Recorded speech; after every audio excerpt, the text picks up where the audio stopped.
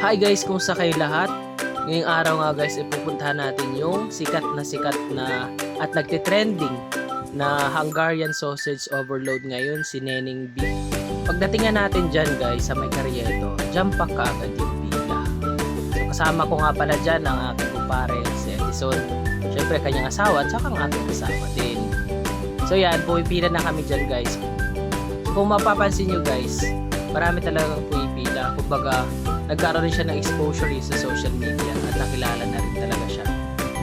Blessing in disguise na rin yun sa mga katabi niyang mga nagtitinda, yung mga palamig dyan at saka siomay. Madami din yung benta nila. Tapos napakarami talagang nagpapapicture sa kanya. Ay no, yan na nga yung mga niluto nila. Siguro, hindi ko alam kung nakakamagkano sila o nakakailang perasong ganyan sila sa buong maghapon. Pero grabe, ang dami. Ang dami niyan guys. Baka nakaka 1,000 ganyan sila sa isang buong maghapon o hindi lang. Kasi ang daming pumipila eh. Hindi naubos yung pila eh. Saludo rin talaga ako sa mga ganitong klaseng tao, lumalaban ng patas. Kaya para sa lahat ng lumalaban ng patas dyan, saludo sa inyo. Gaya ng batang yan, si Neneng B. Sa mga hindi nakakilala sa kanya, again siya si Neneng B, yung trending ngayon sa Facebook, yung sa Hungarian sausage. Ang dami nang nakikisawsaw dyan guys sa mga vloggers. Kumbaga siya yung pumalit kay Diwata ngayon sa trending. Sana naman wag magbago yung ugali niya kagaya kay Diwata. Kasi tingnan mo si Diwata, yung parisan niya wala na halos kumakain. So ayan, umorder na nga tayo dyan. Apat yung order natin kasi apat lang tayo. Tapos sabay nagpa-picture din tayo. Medyo awkward nga dyan yung moment na yun kasi hindi niya ako pinapansin. Ayan na, harap na yan. Ayan, picture muna. So after pa-picture, exit na kami dyan kasi ang daming taong pumipili. Tapos ayan, the moment of truth. What? Masasabi ko lang guys, masarap siya. Worth it naman siya sa 50 pesos. Masarap talaga siya, promise.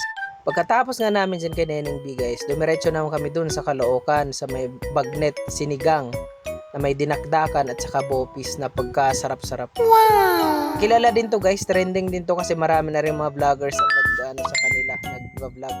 Gawa nga ng masarap yung kanilang bagnet na na sinigang. Samahan mo pa ng bopis at saka dinakdakan. Sarap talaga. Kahit maulan-ulan pa yan guys, dinayo namin yan. Gawa ng masarap naman talaga kasi siya. Umorder kami agad ng tig-isang bagnet na sinigang, tapos dinakdakan, tsaka bopis. Ayun. Napakasarap. Ayan, nilantakan na namin lahat yan guys kasi yun nga, napakasarap habang saktong-sakto sa nag-ulan o nag-aambon na panahon. Pagkatapos namin kumain dyan guys at nakapagpahinga na kami, dumiretso na kami sa sa lola ni pare. Dyan lang din yan sa may Santa Mesa, sa may Lourdes Hospital. Tambay muna kami dun saglit, nagpapatila ng ulan. So yun lamang guys para sa araw na ito. Kung gusto nyo pa ng mga gantong video, don't forget to like, share, and subscribe for more videos. Thank you! Have a great day!